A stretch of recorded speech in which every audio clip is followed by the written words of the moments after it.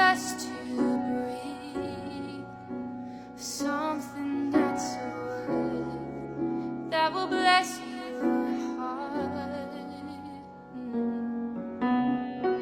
I'll bring you more than a song, for a song in itself is not what you have required.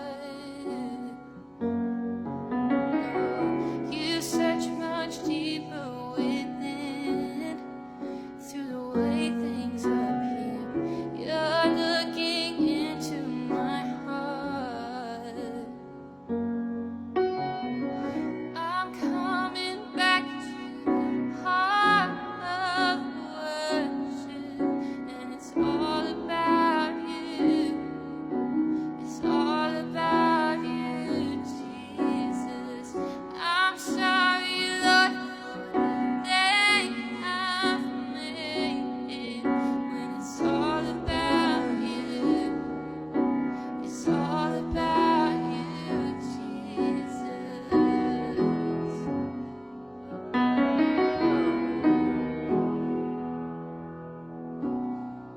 King of endless worth, no one could express how much you deserve.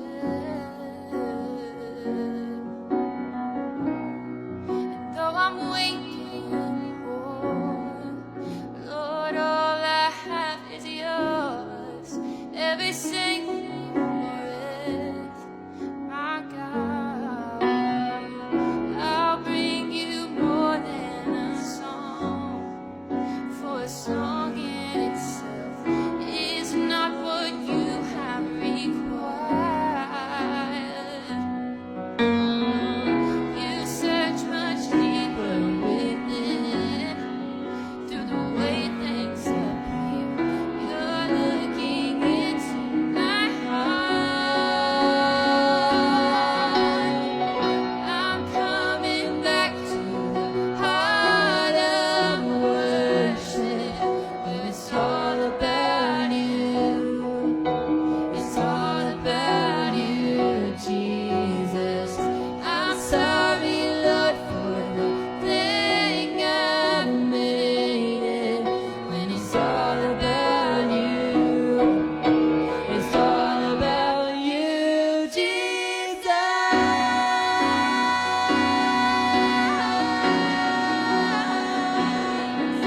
It's all about you. It's all about you, Jesus.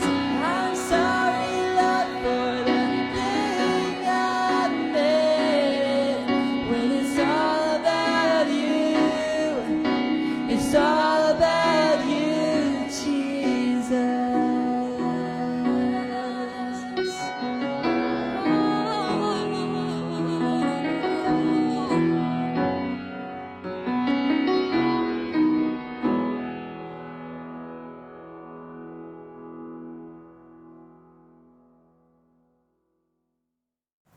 Tayo po ay manalangin.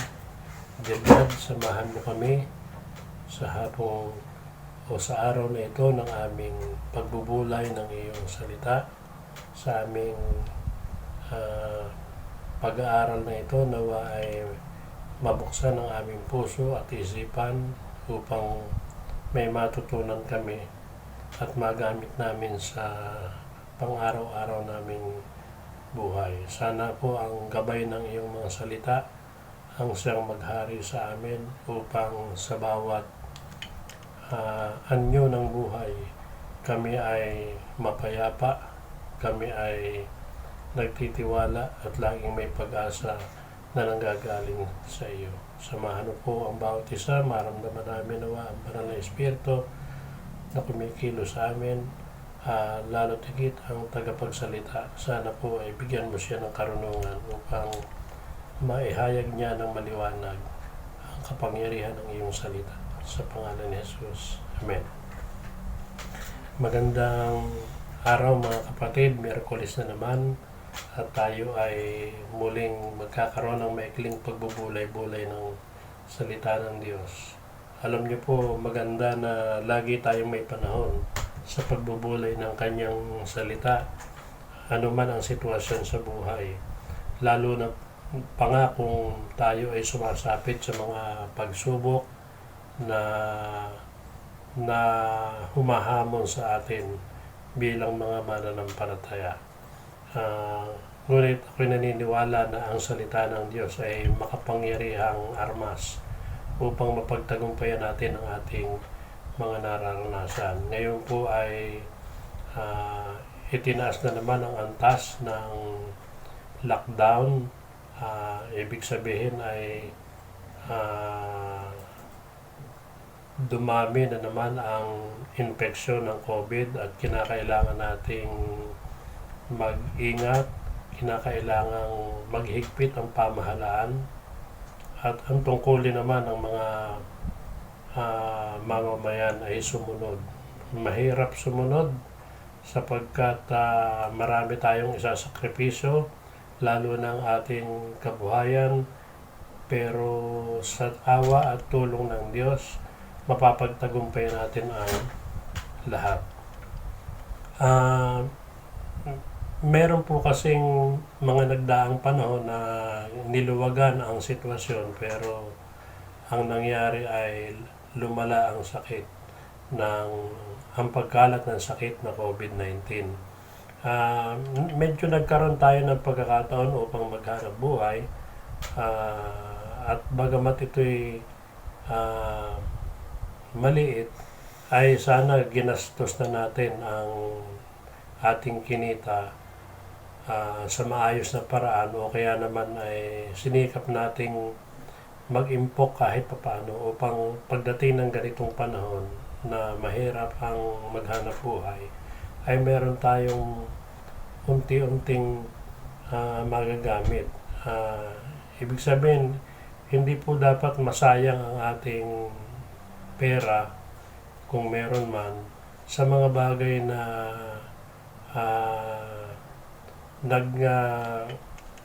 umaaksaya lang, na nagbibigay lamang ng mga panandali ang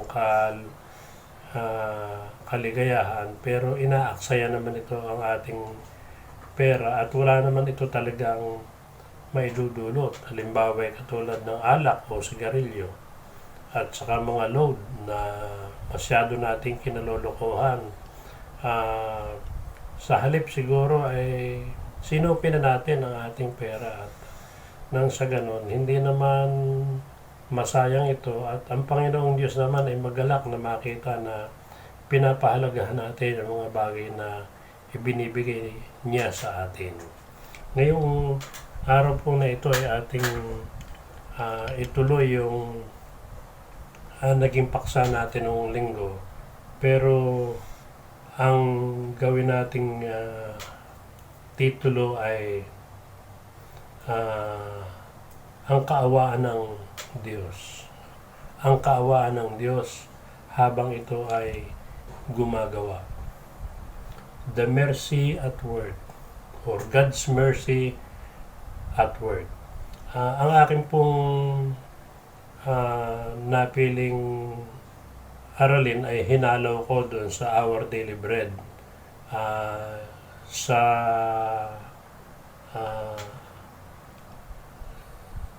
araw na ito, yung edition sa araw na ito, o yung artikulo para sa araw na ito, ay isa kong ginagamit ngayon upang maging batayan o guide ko sa pagkakaroon natin ng maiksing devotion. At ako po ay may babasa mula sa unang Samuel 24:1-10. At ito po ang sabi: hindi pinatay ni David si Saul.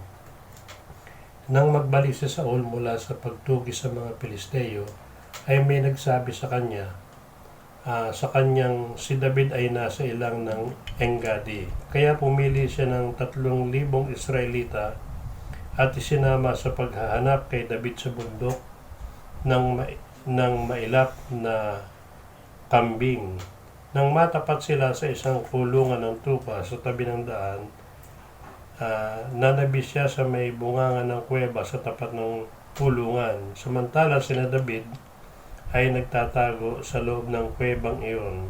Sinabi kay David ng kanyang mga tauhan ito na marahil ang katuparan ng salita ni Yahweh na ibibigay ko sa iyong kaaway at maaari mong gawin sa kanya ang gusto mo. Palihim na lumapit sa David at pinutulain lang ang laylayan ng kasuotan ni Saul.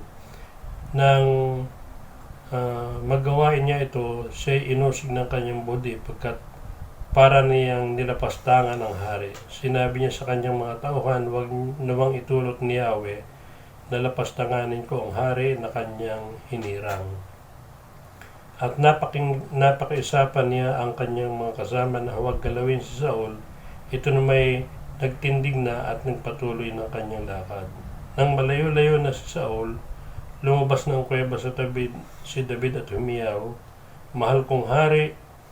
Nang lumingon si Saul, buong paggalang na yumukod si David, sinabi niya, "Bakit po kayo naniniwala sa nagsabi sa inyo na ibig ko kayong patayin? Pinatunayan ko po ngayon na hindi totoo yun. Nang kayo'y manabi sa may bunganga ng kuweba, ibig kayong patayin ng aking mga kasama, ngunit hindi ako pumayag. Sinabi ko sa lahat na hindi ko maaring pagbuhatan ng kamay ang aking hari pagkat siya'y hinirang ni Yahweh." Sumaatin nawa ang biyaya ng Diyos sa kanya sa pagkarinig natin ng kanyang banal na salita. Alam nyo, napakaganda ng itinuturo sa atin ng mga talatang binasa ko. Una, si Haring Saul ay naging biktima ng chismis na di umano ay gusto siyang patay ni David. Kaya naman si Haring Saul ay nagbalak din na unahan na si David. Nagsama siya ng 3,000 katao upang hanapin si David. Ngunit nung siya ay manabi sandali sa may kuweba kung saan nandun si David, ay nagkaroon si David ng pagkakataon para ito ay patayin. Ngunit sa halip ay kanya lamang binawasan ang laylayan ng kanyang damit at ang ng damit ni Haring Saul, sapagkat sa puso niya ayaw niya itong lapastanganin, sapagkat ito ay si Saul ay ang hari na itinalaga ng Diyos, no? Kaya nung matapos ng manabi si Saul, sakalang nagsalita si David mula sa loob ng kuweba, sinabing, "Hindi po totoo ang chismis na gusto ko kayong patayin. Disin sana nagkaroon na ako ng pagkakataon na ipapatay kayo sa aking mga tauhan, pero pinakiusapan ko sila na huwag kayong galawin sapagkat ang Panginoong Diyos ang naglagay sa inyo sa trono." At ito po ay masasabi nating isang kwento na dapat sana'y si David ay makakalaya na dun sa banta ng hari kung mapapatay niya ang hari. Ngunit mas minabuti niyang respetuhin ang hari at huwag itong saktan, sapagkat alam niyang ang Diyos ang naglagay sa hari na si Saul sa kanyang kaharian. Ano po ang matututunan natin dito bilang mga mananampalataya? Alam nyo, minsan ang tao kahit napakabait ay nagagalit din, no? May mga sitwasyon, may mga pagkakataon na ang tao ay napuprovoke, halimbawa ng mga chismis o kapag siya ay minaltrato o sinabihan ng masasamang salita o kapag ka siya ay sinisi sa mga bagay, kahit anong bait niya, siya man ay napuprovoke din. Kaya ang nangyayari sa sandali ng kanyang pagkagalit ay nagiging biktima siya ng espiritu ng pagkagalit. At yung espiritong yun ang nagbibigay sa kanya ng justification para gantihan, no, ang kung sino mang tao na naging dahilan ng kanyang pagkagalit, no. At kung minsan ay sa ating pagkagalit gusto natin ay magdusa ang taong yun, no. O kaya ay malasin sa buhay, o kaya ay mapahamak, no. Marami kayang ganyan sa Facebook na dahil sa galit nila sa tao ay dinadaan sa Facebook at kanilang pinag-iisipan ng hindi maganda, o kaya ay kanilang kinokurs or sinusumpa. Pero kung minsan tayong mga tao ay dahil tayo ay biktima ng espiritu ng pagkagalit, hindi natin ito na iisip ng malinaw o hindi natin napaprocess sa ating sarili. At ang tingin natin ay tayo ay napi, tayo ay nasaktan, kaya okay lamang na nagumanti.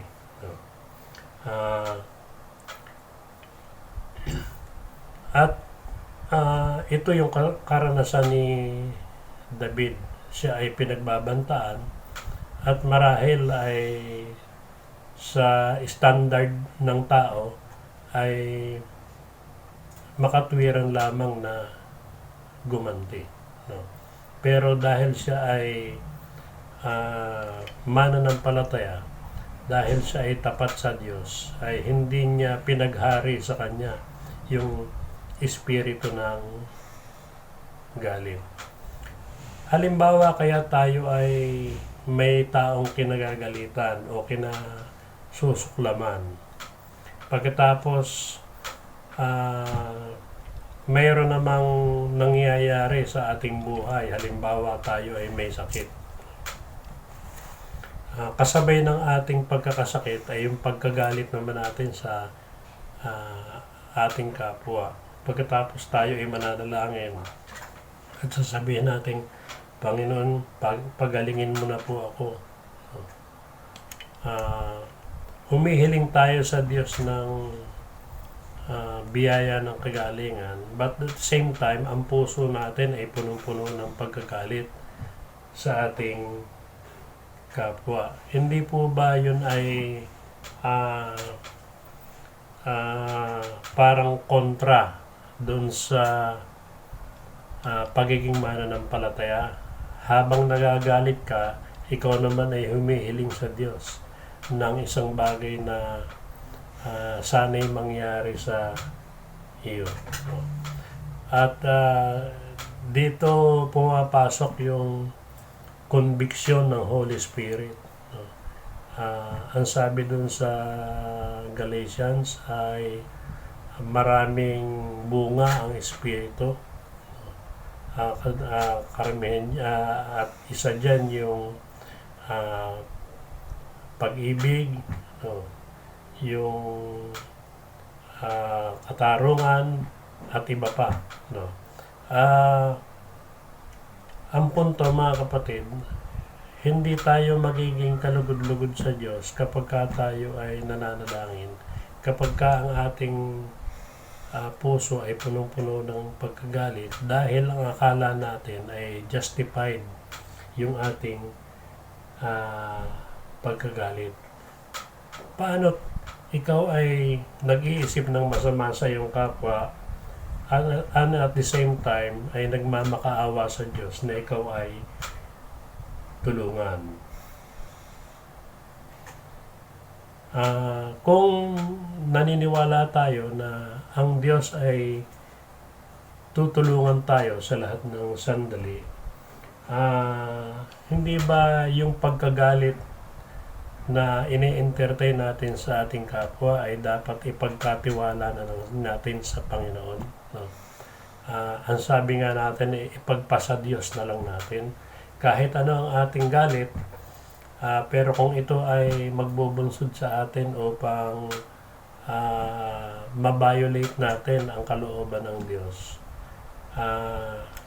hindi ba mas pipiliin natin dapat bilang mananampalataya na sumunod sa Diyos? Kaya kung ikaw ay may mga tao na umapi sa'yo, may mga tao na gumawa sa'yo ng masama, hindi pa mas mabuting kaysa tayo ay gumanti at magtanim ng galit o matuwa na ang taong yun ay mapahamak, ay hindi ba dapat manalangin na lamang tayo sa Diyos at sabihin sa Kanya, Panginoon, tulungan mo ako ay nanghihina, napupuno ng galit ang aking puso, alisin mo po ito at hayaan mong matutunan kong unawain at mahalin yung aking kapwa na kahit gumagawa siya sa akin ng hindi maganda. At ang mga mananampalataya ay laging naniniwala na ang Diyos ay kikilo sa kanyang napaka mapaghimalang paraan upang pawiin ang sakit ng ating puso, upang magapi natin ang galit, at ang magwagi sa atin ay ang pagmamahal, ang pag-ibig, pagpapakumbaba, at pagpapatawad. At ito yung maliwanag na nauunawaan ni David. Ang salmistang si David ay nakaranas din ito na siya'y nagtitiwala sa Diyos pero may mga tao namang mali ang trato sa kanya. Alam nyo, si David ay isang bayani sa mata ng mga Israelitas noong mga panahon na yon, sapagkat siya ang gumapi kay Goliath at marami pang ibang mga digmaan na kanyang napagwagian para kay Haring Saul. Pagkatapos dumating nga sa punto na gusto siyang ipapatay ni Haring Saul, kaya masakit sa kanya at mahirap sa kanya yung karanasan niya. Pero sa halip na maghiganti, nagtiwala siya sa Diyos, no, na yung unfair na treatment ni Haring Saul sa kanya ay hindi magtatagumpay sapagkat nasa panig siya ng Diyos o nasa panig niya ang Diyos. So ang ginawa niya ay ipinakita pa rin niya kay Haring Saul na nire-respeto niya ito sapagkat ang Diyos ang naglagay sa kanya sa pwestong iyon. Ipinakita niya na hindi niya maaaring saktan si Haring Saul at hindi totoo kung ano man ang mga naririnig niyang chismis na siya ipapapatay ni David.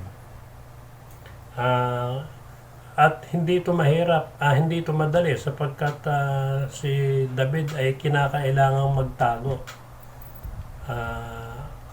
Kinakailangang iwasan niya ang hari dahil tinutugi siya ng napakaraming kawal. Pero sa halip na pag-isipan niya ng masama si Haring Saul, ay mas minabuti niyang ipagkatiwala na lamang sa Diyos ang mga bagay at gawin niya kung ano ang tama. So, nagkaroon man siya ng pagkakataon para makaganti kay Haring Saul, ay hindi niya yun sinamantala.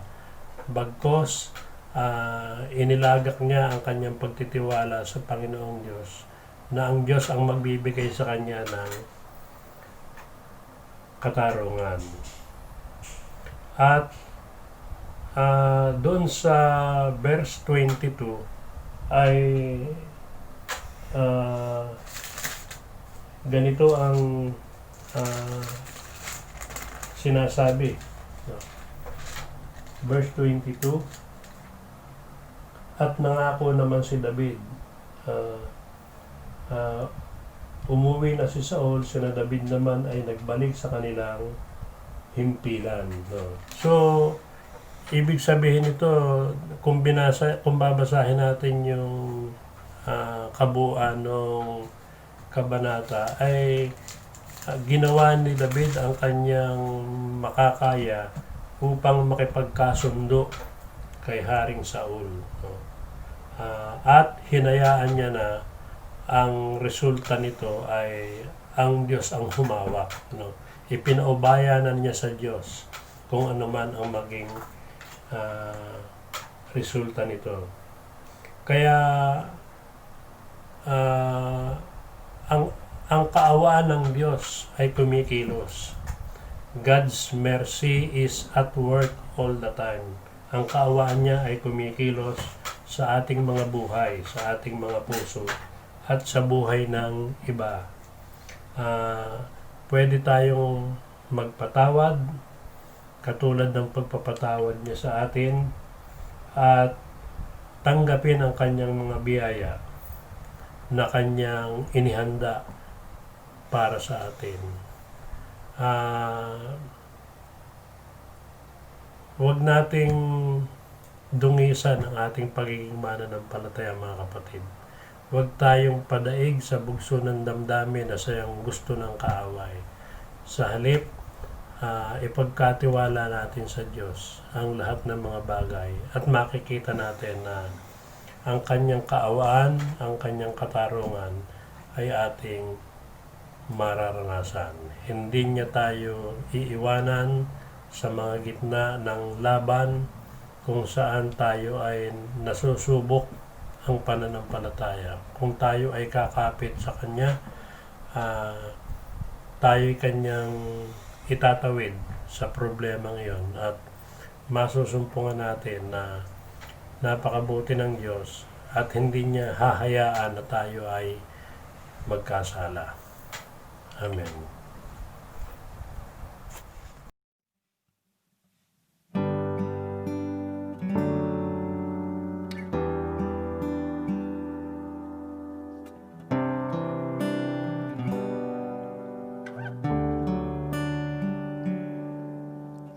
You are forever in my life.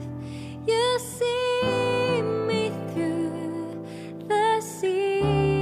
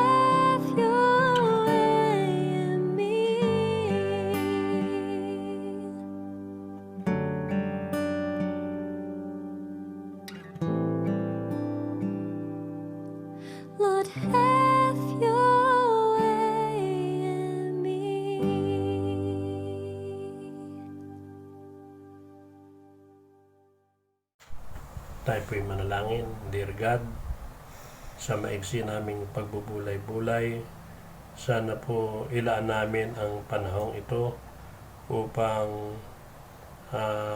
magmahal sa aming kapwa. Ngayon po ay panahon ng crisis, may malaking problema ang mundo, kaya ilan lang namin dapat ang aming kalakasan, ang aming buhay sa pagmamalasakit, pagmamahal, pag-uunawaan. At sana po, O Diyos, sa panahong ito ng COVID-19, mas madama namin na kailangan kami ng mundo upang gawin ang aming bahagi, upang magpamalas ng pagmamahal, ng pagmamalasakit. Gawin mo kaming mga tunay na mananampalataya. Hayaan mo matuto kami kay David na sa kabila ng lahat na meron siyang katwiran upang pinsalain si Haring Saul ay hindi niya ito ginawa. Bagkos siya ay nagpailalim sa iyong kaawaan at hindi siya nabigo sapagkat ikaw ay kumilos sa mapaghimalang paraan.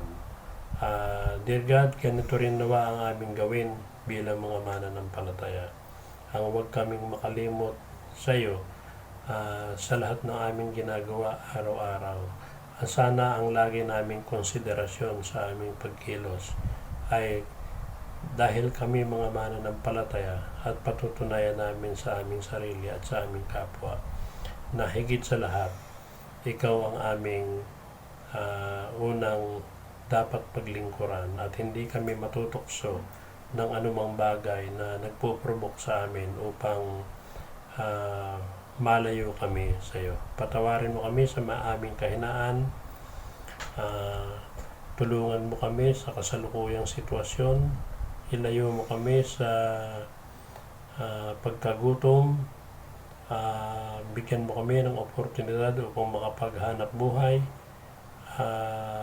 Sana po sa susunod na 2 linggo ay maging maayos ang lahat sa pamamagitan ng disiplina ng mga tao, sa pamamagitan ng mga makabuluhang programa ng gobyerno at pagpapatupad ng mga batas. Sana rin po matuklasan na ang COVID-19 vaccine at ang Pilipinas ay magkaroon ng pagkakataon upang makabili nito at nasa ganon ay matapos na ang problema sa pandemic. Marami pang ibang problema ang mundo. Tulungan mo po kami na mapagtagumpayan yon at sana gaya ng paulit-ulit naming panalangin, makita namin na ikaw ay may sinasabi sa amin, na ikaw ay nangungusap sa amin, na kung kami ay lalapit sa iyo at magpapakumbaba at hihingin sa pamamagitan ng aming mga panalangin ang kagalingan ng aming bansa,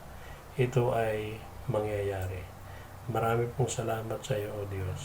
Sana po ay napagpala kami kahit sa maliit na sandali o maiksing sandali ng aming pagbubulay ng iyong salita. Naway ang kapangyarihan ng iyong banal na salita ay dumaloy sa aming lahat at kami ay iligtas nito sa kapahamakan. Sa pangalan ni Jesus na po ang aming panalangin. Amen. At ngayon mga kapatid, sumayin lahat ang walang hanggang pag-ibig ng Diyos amang nasa langit, ang pagliligtas ng Panginoong Jesus at ang pagkilos at pagbabantay ng banal na Espiritu Santo mula ngayon at magpakailanman. Amen. Salamat po mga kapatid sa inyong matyagang pakikisa sa ating devotion tuwing Miyerkules. Sana'y na kapulutan natin kahit na maliit na kapakinabangan ang ating narinig ngayon at magkaroon ito ng aplikasyon sa ating pamumuhay. Magandang araw po, mag-ingat tayong lahat at sumainyo nawa ang pagpapala at biyaya ng ating Panginoong Diyos. Amen.